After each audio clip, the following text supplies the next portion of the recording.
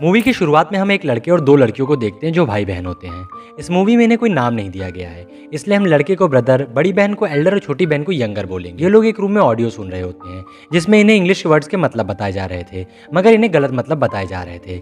आगे हम देखते हैं इनके फादर एक लड़की क्रिस्टियाना को अपनी कार में बैठाकर घर लाते हैं और उन्होंने क्रिस्टियाना की आंखों पर पट्टी बांध रखी है ताकि उसे उनके घर का एड्रेस ना पता चले। फिर वो लोग एक बाउंड्री के अंदर जाते हैं और यही जगह फादर का घर होता है। क्रिस्टियाना को अपने सन यानी कि ब्रदर के रूम में ले जाते हैं और क्रिस्टियाना और ब्रदर को रूम में अकेला छोड़कर बाहर आ जाते हैं। फिर क्रिस्टियाना और ब्रदर इंटीमेट होते हैं। असल में तीनों भाई बहन को उनके पेरेंट्स ने बाउंड्री के अंदर ही पाला था। वो लोग कभी उस बाउंड्री के बाहर नहीं गए। वो उनसे झूठ बोलते थे कि बाउंड्री के बाहर उन्हें खतरा है, इसलिए ये लोग बाहरी दुनिया के बारे में कुछ नहीं जानते थे। ये सिर्फ वही जानते जो इनके पेरेंट्स इन्हें बताते थे। इस फैमिली में सिर्फ फादर ही थे जो घर से बाहर जाते थे। फादर अपनी फैक्ट्री में जाते थे और क्रिस्टियाना वहाँ सिक्योरिटी गार्ड की जॉब करती थी। फादर क्रिस्टियाना को अक्सर अपने घर पे लाते ताकि क्रिस्टियाना उसके बेटे के साथ इंटीमेट हो सके और उसके लिए फादर क्रिस्टियाना को पैसे भी देते हैं। तीनों भाई बहन रोज की तरह अपना सारा टाइम ऑडियो सुनने में या कोई काम करने में बिताते हैं।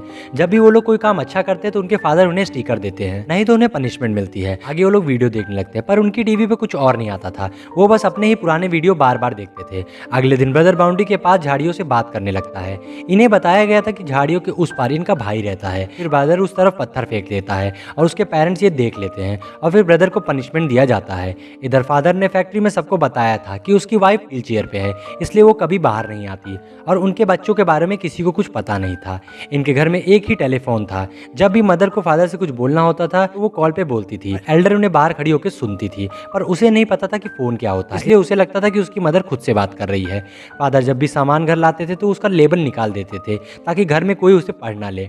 अगले दिन फादर फिर से क्रिस्टियाना को घर लाते हैं। इस बार क्रिस्टियाना ब्रदर से कुछ और करने को कहती है, मगर ब्रदर को ये सही नहीं लगता, इसलिए वो मना कर देता है। इसके बाद क्रिस्टियाना एल्डर से कहती है वो उसे अपना हेयर बैंड देगी अगर वो उसकी बात मानेगी। तो फिर एल्डर राजी हो जाए और कुछ देर बाद एल्डर ब्रदर से एक टॉय प्लेन के लिए लड़ती है और उस प्लेन को बाहर फेंक देती है और इस वजह से एल्डर को मार भी पड़ती है। फादर के आने पर ब्रदर उसे प्लेन के बारे में बताता है।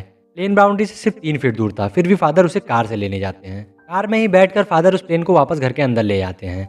अगले दिन ब्रदर को घर में एक बिल्ली दिखाई देती है और वो डर जाता है क्योंकि उन्होंने पहली बार किसी जानवर को देखा था।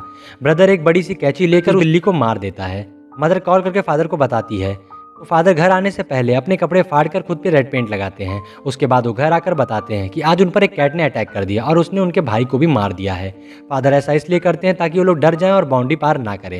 इसके बाद फादर सबको कुत्ते की तरह भौंकना सिखाते हैं ताकि नेक्स्ट टाइम वो लोग कैट को भगा सके। रात को मदर फादर से कहती है वो प्रेग्नेंट है और वो जुड़वा बच्चों को जन्म देने वाली है।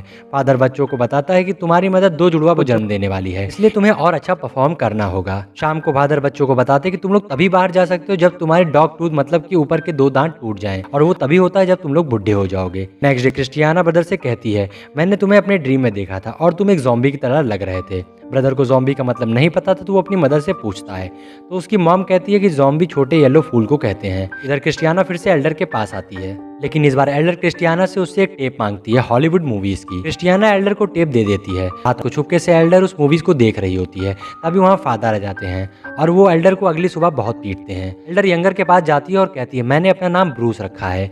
फिर फादर क्रिस्टियाना के घर जाते हैं और उसे बहुत मारते हैं क्योंकि उसने उसकी बेटी को टेप दिया था। फिर फादर मदर से कहते हैं कि वो अब क्रिस्टियाना को घर नहीं ला सकते और किसी और लड़की को लाने में रिस्क है, इसलिए वो डिसाइड करते हैं कि ब्रदर को अपने एल्डर सिस्टर के साथ ही इंटीमेट होना होगा। एक दिन एल्डर छुपके से मदर के रूम में घुस जाती है और टेलीफोन देख लेती है। अगले दिन फादर बताता है आज उनकी मैरिज एनिवर्सरी है। शाम को वो लोग सेलिब्रेट करते हैं। एल्डर ऐसा बिहेव करती है जैसे वो बड़ी हो गई है। एल्डर चाहती थी उसका डॉग टूथ जल्दी से टूट जाए और वो बाहर जा सके, इसलिए वो बाथरूम में जाकर डंबल मारकर अपने दोनों दांत तोड़ देती है और फिर फादर की कार की डिग्गी में जाकर छिप जाती है।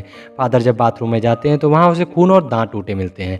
वो एल्डर को घर के अंदर और बाहर ढूंढते हैं पर वो उसे नहीं मिलती। वो ब्रदर और यंगर को बताते हैं कि कैट ने उनकी बहन को मार दिया है, इसलिए बाउंड्री के बाहर मत जाना।